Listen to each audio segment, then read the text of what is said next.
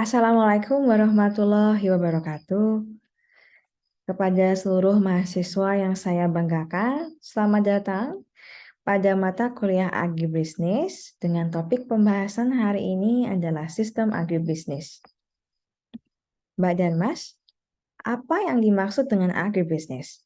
Agribisnis is the sum total and include of the operations involved in the manufacture and distribution of farm supplies, production activities on the farm and storage, processing and distribution of farm, commodities, and item made from them. Agribisnis adalah sistem rangkaian usaha mulai dari pengadaan sarana produksi pertanian, usaha tani, usaha pasca panen, penyimpanan dan pengemasan produk pertanian, dan usaha lain yang mengantarkan produk pertanian sampai konsumen.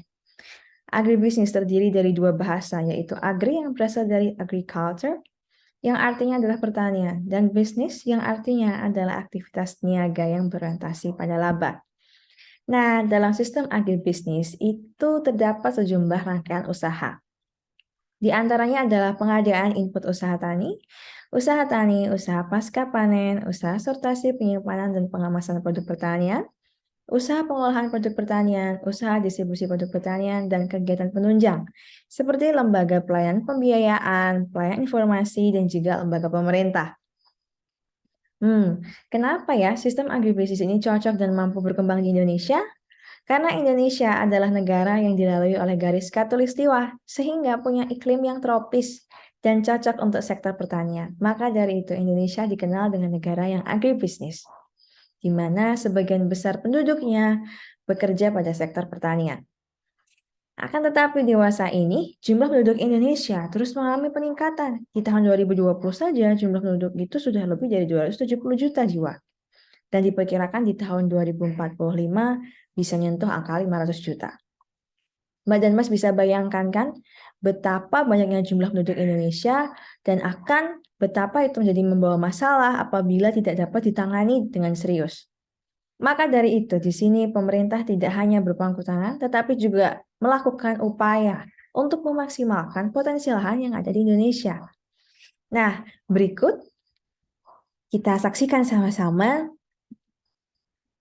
upaya pemerintah dalam mengoptimalkan sektor pertanian yang ada di Indonesia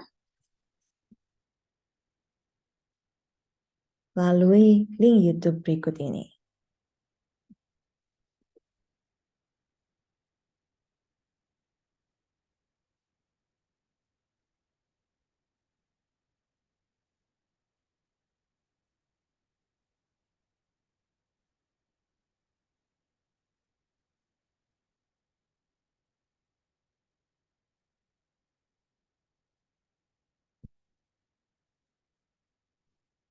Barang siapa yang menguasai pangan, maka dia akan menguasai dunia.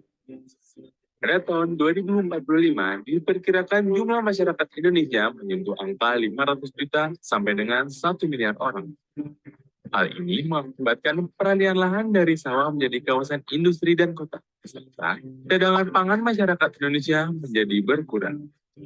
Untuk mengatasi hal tersebut, pemerintah berupaya memanfaatkan lahan hidup berupa lahan kering dan lahan rawa.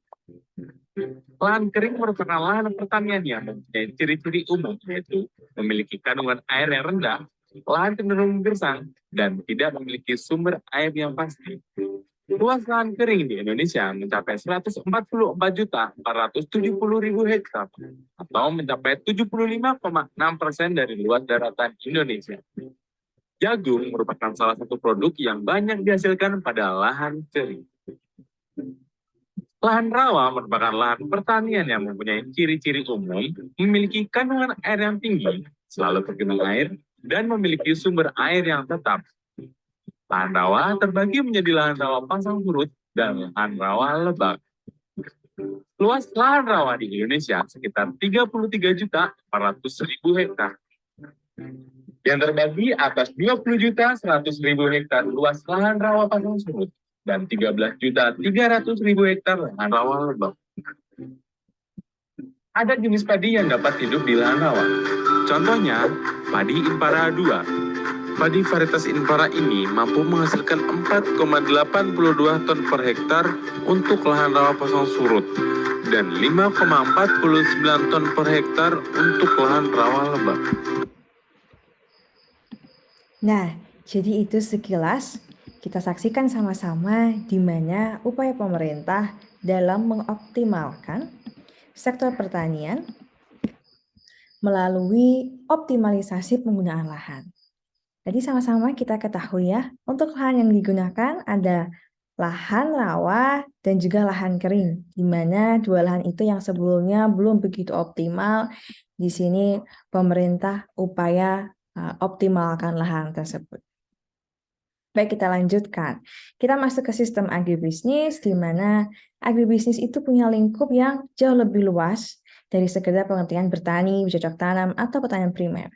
Adalah usaha yang terangkai dalam suatu sistem yang terdiri dari beberapa subsistem, yaitu subsistem agribisnis hulu, usaha tani, hilir, dan juga jasa layanan pendukung. Subsistem agribisnis hulu atau upstream agribisnis adalah kegiatan usaha yang menghasilkan dan memperdagangkan sarana produksi pertanian primer, seperti pupuk, obat-obatan, bibit, dan alat mesin pertanian. Kemudian sistem usaha tani atau on-farm agribisnis adalah kegiatan usaha pertanian itu sendiri, pertanian primer. Kemudian ada subsistem agribisnis hilir atau downstream agribisnis, di mana kegiatan usaha yang mengolah hasil pertanian primer menjadi produk olahan. Dan berikutnya adalah subsistem jasa layanan pendukung, di mana kegiatan usaha yang mendukung sektor pertanian seperti lembaga keuangan dan pembiayaan, transportasi, kebijakan pemerintah, asuransi, dan lain-lain. Nah, antara sistem agribisnis hulu, usaha tani, dan hilir itu saling terkait satu sama lain dengan kelembagaan dan kegiatan penunjang, di mana masing-masing subsistem terdiri dari kegiatan-kegiatan usaha, di mana usaha tersebut dapat berdiri sendiri maupun bergabung dalam kelompok atau koperasi. Pandangan sistem tersebut menyatakan bahwa kinerja masing-masing sistem ditentukan oleh keterkaitannya dengan sistem lain. Apa sih manfaat dari sistem agribisnis? Yang pertama, meningkatkan efektivitas dan efisiensi pemasaran. Kedua, mengurangi risiko kerugian dalam bisnis. Tiga, meningkatkan kesejahteraan setiap anggota dalam agribisnis. Dan yang keempat, meningkatkan pelayanan yang lebih prima. Nah, selanjutnya adalah quizzes time. Silahkan Mbak dan Mas bisa mengakses link quizzes di atas untuk menjawab kuis singkat terkait dengan materi yang sudah kita share, kita pelajari sama-sama di kesempatan hari ini.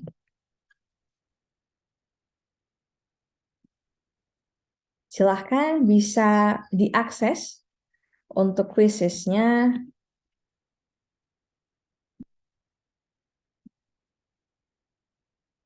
Ya, nanti Mbak dan Mas bisa mulai akses dan bisa mulai akses pengerjaan, ada batas waktu tertentunya.